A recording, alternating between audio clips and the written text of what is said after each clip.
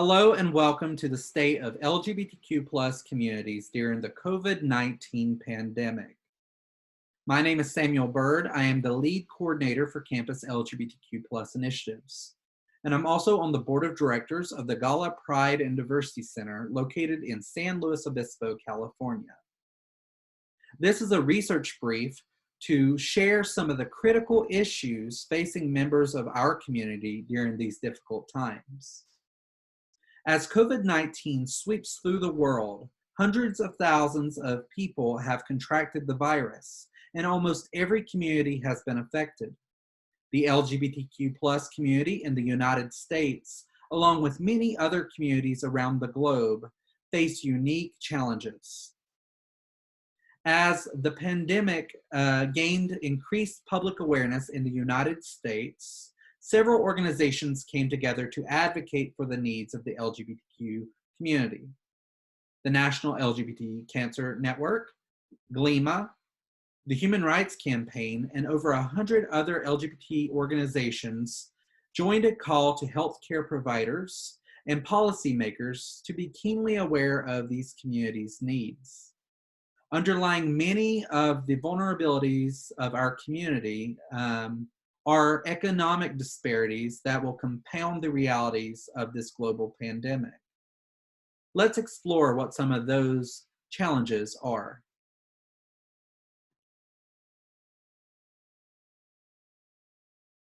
Before we begin, let's take a moment to look at how COVID-19 hits LGBTQ plus communities harder than most.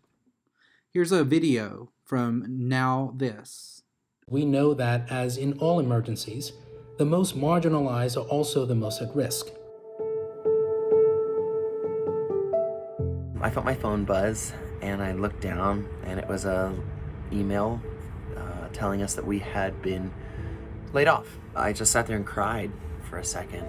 It's been a frightening time, not knowing how I'm gonna pay the bills that keep my life running. The coronavirus outbreak impacted the trans community because a lot of us, we are doing drag shows or bartenders or working in restaurants or engaging in survival sex works. This kind of presents a challenge for us to sustain and to kind of keep those wages up that we were making before. Before the coronavirus outbreak, I was studying government and disability studies here at Georgetown University in Washington, D.C. But once we heard during spring break that we would have to move, I couldn't help but recall all the times that I was forced out of unsafe houses or kicked out.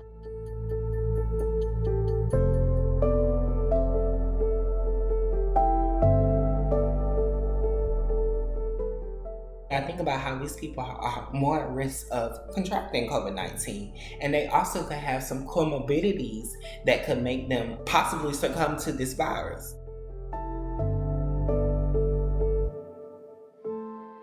A lot of the times there isn't a lot of healthcare providers who are knowledgeable and providing competent and affirming healthcare to transgender and gender non-conforming people. A lot of times if you don't have a job that offers insurance, then you may not qualify for some of the insurance that is out there.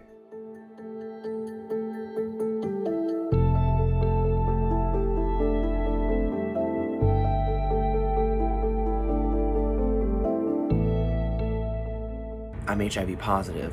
The state pays for my health care, so I actually have a really great marketplace plan that's completely paid for.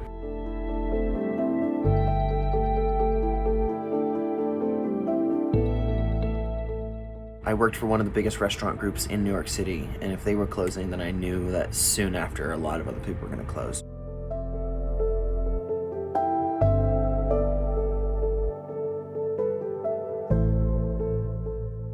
Many LGBTQ plus students are being displaced because of this. And whether they don't have a safe home to go to or whether the home that they have, it's not accepting, we must show up and support those most in need. This is a time for us to come together as a community. Reach out to your loved ones, check in on friends, and take care of yourself. There has been a huge response from the greater trans community. I do see a lot of fundraisers, a lot of GoFundMes, a lot of us taking care of each other. And if this pandemic can show us anything, it can show us that when we work together, we can get so much done. One day, we will be able to gather again together and dance and hug and just touch our friends. Until then, let's not let this disconnect us from each other.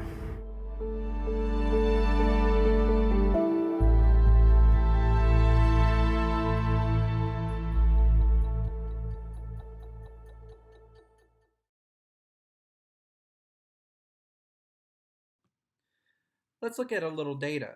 The Human Rights Campaign estimates there are nearly 14 million LGBTQ adults and 2 million LGBTQ youth in the United States. Based on their analysis of the General Social Survey data, more than 5 million work in jobs that are more likely to be impacted by COVID-19. Little is known about the pandemic's impact on the global economy. In addition, the extent of economic impact on LGBTQ people, as well as the ways in which this community are at increased risk of infection and health complications, are mostly unknown at this time. I will try my best to explain some of the ways in which COVID-19 could adversely affect the lives and livelihoods of the LGBT community at disproportionate rates. In short, and in addition to the greater risk of health complications as a result of COVID-19, LGBTQ Americans are more likely than the general population to live in poverty and lack access to adequate medical care, paid medical leave, and basic necessities during this pandemic time.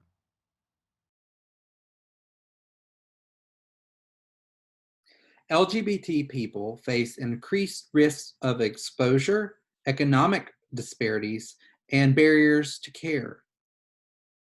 Many LGBT people are employed in sectors that will be heavily impacted by the COVID-19 crisis.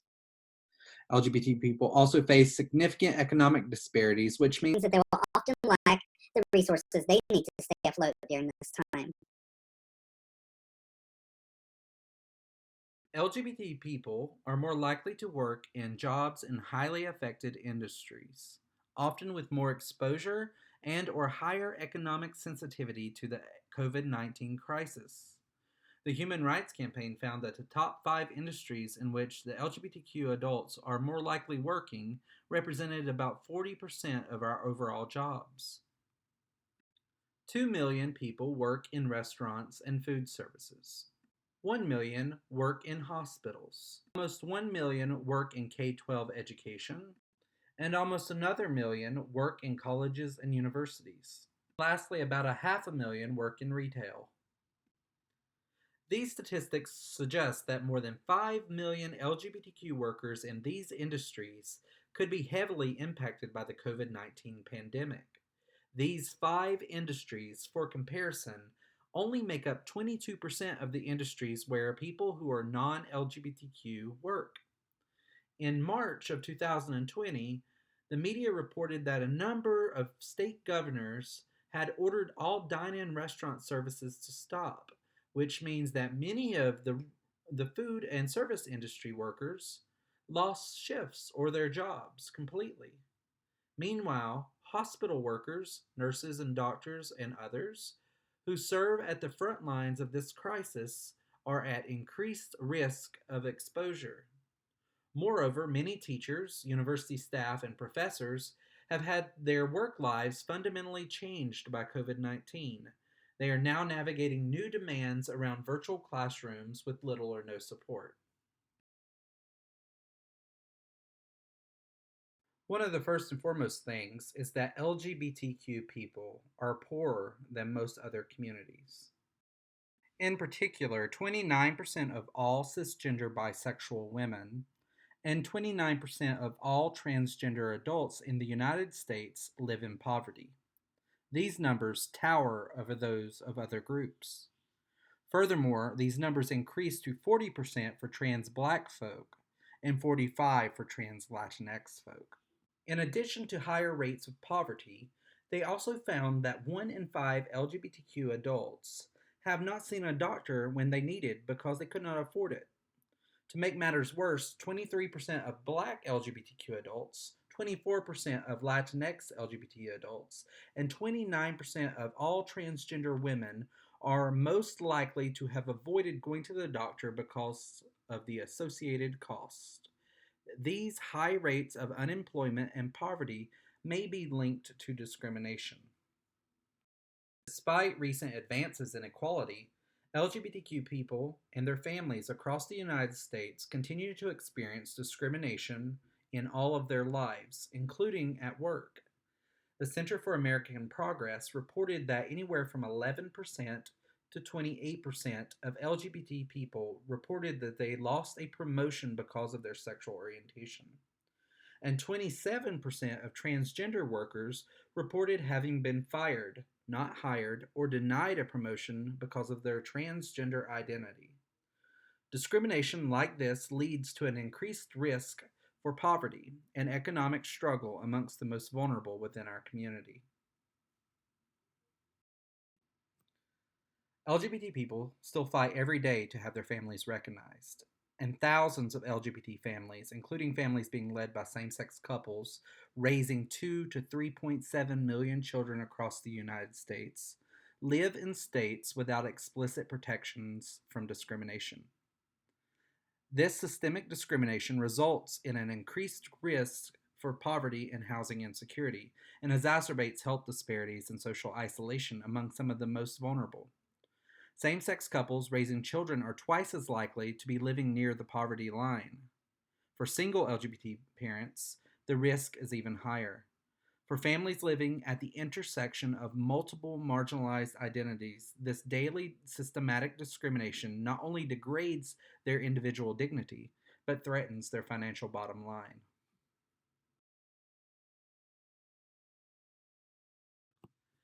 Being able to afford and access medical care is essential to testing for COVID-19, as well as treating the symptoms of the disease. However, LGBTQ people are more likely than their non-LGBTQ peers to lack health coverage or the monetary resources to visit a doctor, even when it's medically necessary. According to the Human Rights Campaign, 17% of LGBTQ adults do not have any kind of health insurance coverage, compared to 12% of non-LGBTQ adults. Furthermore, 23% of LGBTQ adults of color, 22% of transgender adults, and 32% of transgender adults of color have no form of health coverage. This can lead to avoidance of medical care even when medically necessary, and to severe economic hardship when medical care is ultimately accessed.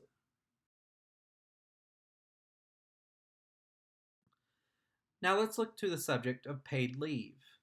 Caregiving can strain a family's bottom line, whether it's welcoming a new child, caring for a sick family member or loved one, or facing their own serious illness.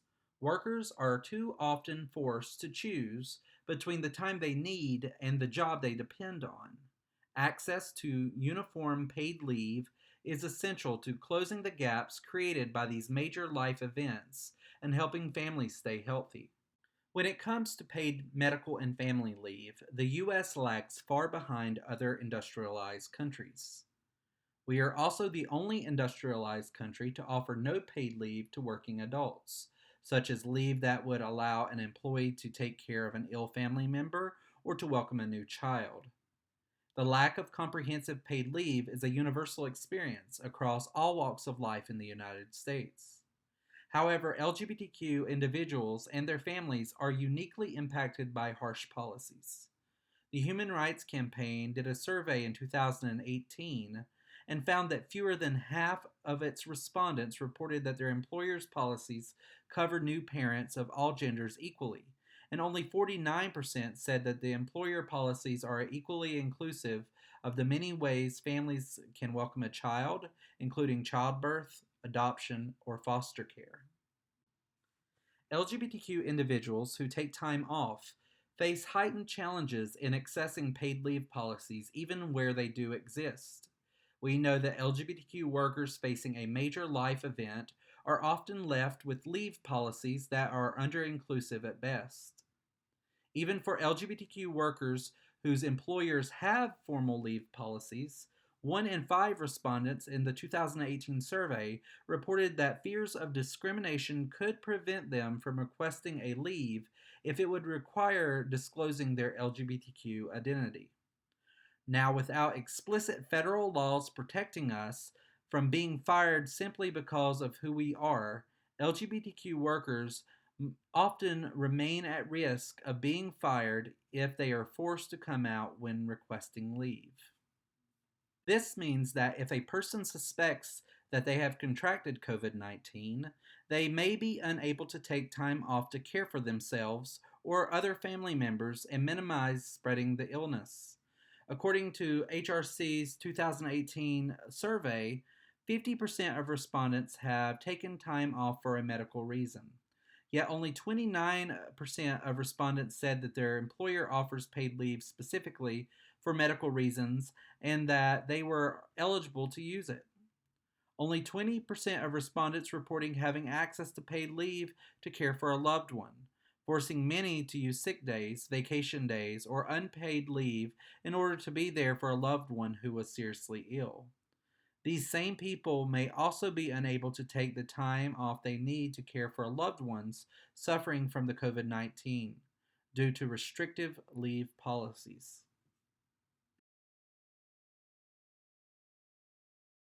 Okay, let's look at some of the challenges facing older LGBTQ adults. Systemic discrimination in housing, employment, and healthcare results in an increased risk for poverty and exacerbates all health disparities and social isolation amongst the aging LGBTQ population. Harassment by peers and healthcare providers also silences many LGBTQ older adults and their families, especially those accessing government social service programs that provide critical support for families facing these crises across the lifespan. The Department of Health and Human Services commissioned a report from the National Academy of Sciences, formerly known as the Institute of Medicine, to assess the health status of LGBTQ people. The report's findings were clear and telling.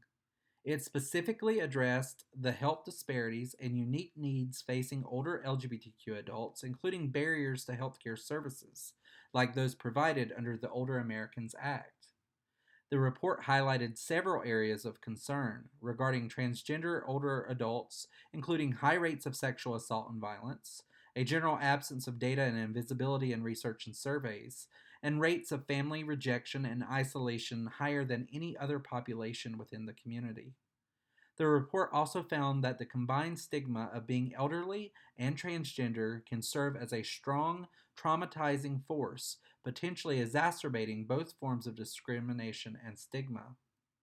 The report specifically addressed transportation, isolation, and the failure of government programs to meet the needs of LGBTQ older adults as factors that undermine the health status of this population.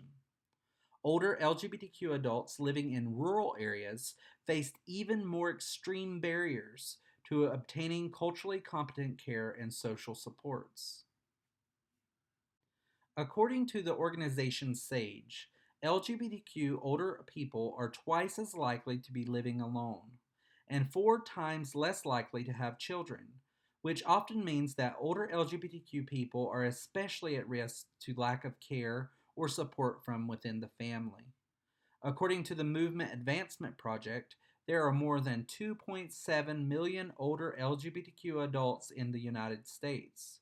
However, a survey of older, aged 50 or more LGBTQ adults by AARP found that 3 in 4 respondents were concerned about having enough support from family and friends as they age. This may compound with the effects of family rejection that pull crucial safety nets out from under LGBTQ people. Ultimately, this can lead to a more difficult access to treatment and support if and when a COVID-19 infection occurs.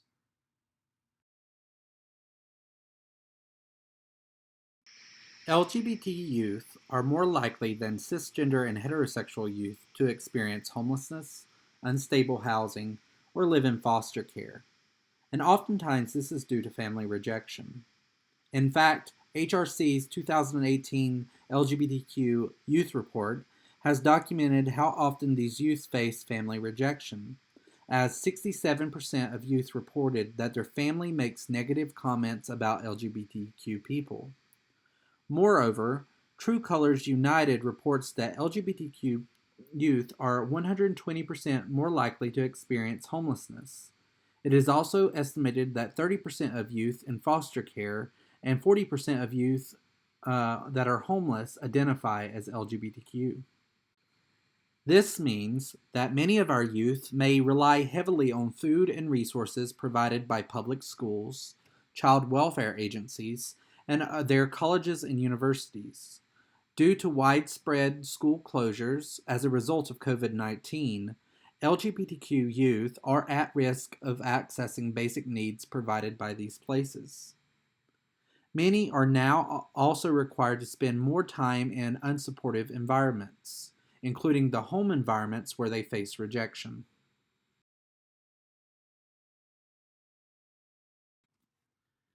Now we'll turn to look at the health risk factors for exposure and complications due to COVID-19.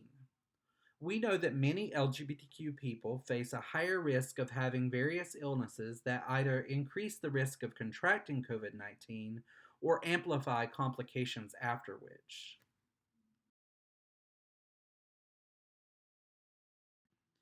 COVID-19 is a zoonotic virus, with some of its most common symptoms being respiratory. The virus primarily spreads through the transfer of respiratory droplets from person to person by coughing or sneezing.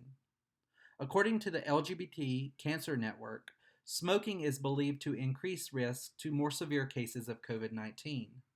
Unfortunately, LGBT people in the US are much more likely than the general population to smoke.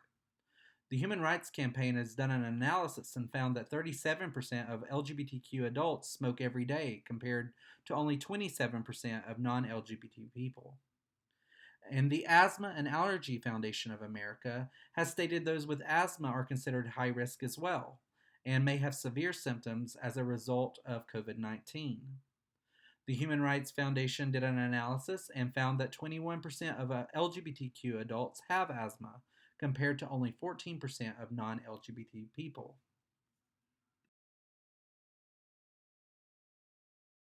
Those with chronic illnesses, especially ones that are immunocompromising, are more at risk of complications if infected with COVID-19. While people with diabetes are not more likely to get COVID-19 than the general population, the American Diabetes Association warns that people with diabetes face a higher chance of experiencing serious complications from COVID-19 if their diabetes is not well managed. According to HRC's Foundation analysis, in 2018, 1.4 million LGBTQ adults have diabetes. The risk of complications as a result of COVID-19 is further compounded by age for older LGBTQ adults. According to the Human Rights Campaign Foundation's analysis, 1 in 5 LGBTQ adults aged 50 and above have diabetes. According to the California Office of AIDS, the impact of COVID-19 on people living with HIV is currently unknown. However, research suggests that those with certain chronic medical conditions that are at increased risk of serious illness associated with COVID-19. People with HIV are more likely to possess these conditions, which include older age, cardiovascular and lung disease, and immunosuppression.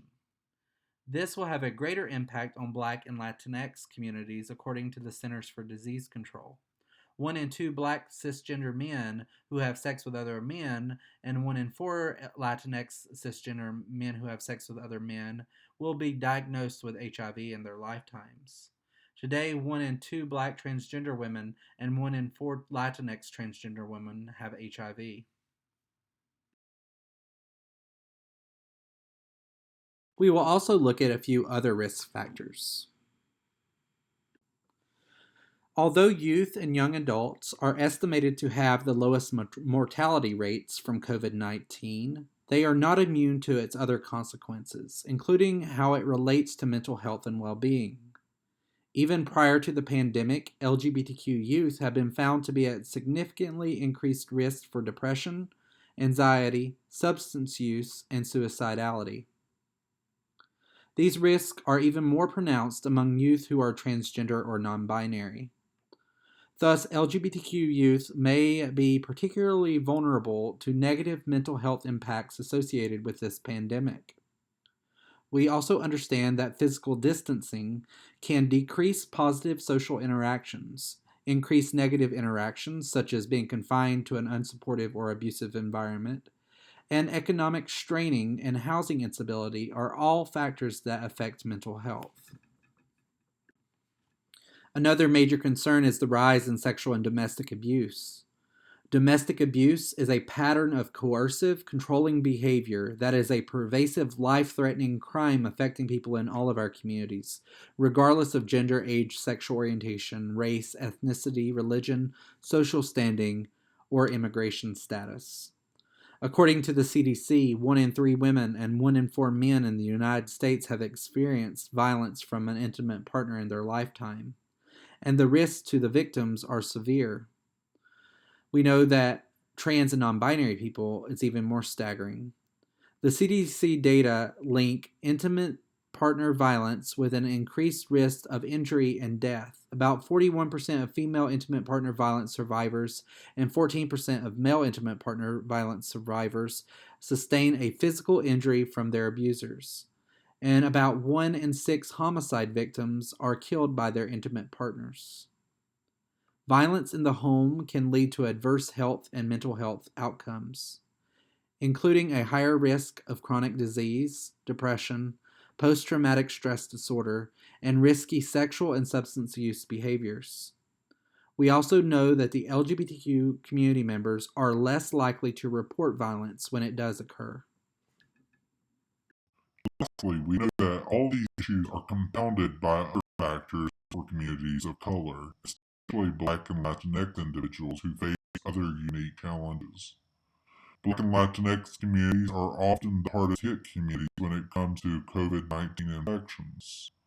Asian and Asian American communities have seen a spike in hate bias and overt racism. Undocumented communities usually are unable to access forms of relief. These are just a few examples.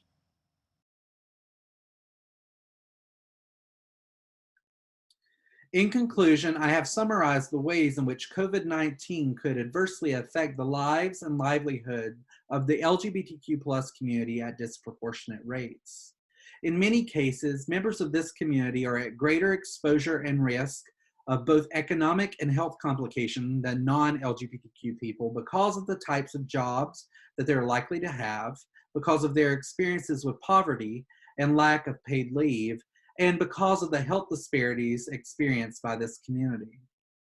This means that the responses to COVID-19 taken by the government, policymakers, the private sector, must actively consider the unique situations of LGBTQ people in their plans for addressing the crisis.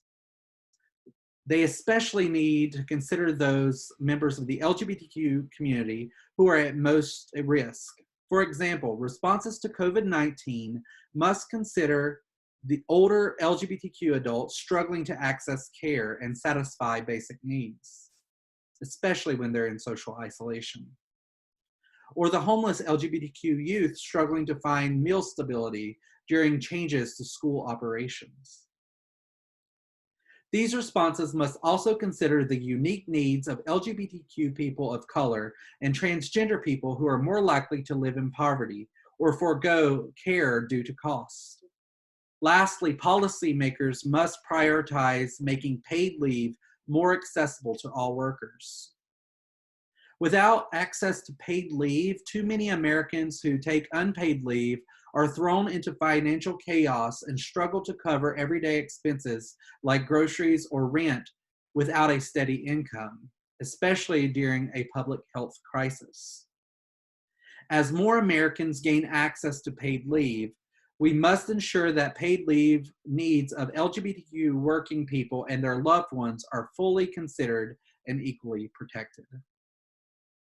And that is the conclusion to the state of LGBTQ plus communities during the COVID-19 pandemic. For more resources during this time, or to learn what strategies we at the Cal Poly Pride Center or the Gala Pride and Diversity Center or through the Human Rights Campaign are doing to address these concerns, visit our links in the sidebar. Thank you and have a great day.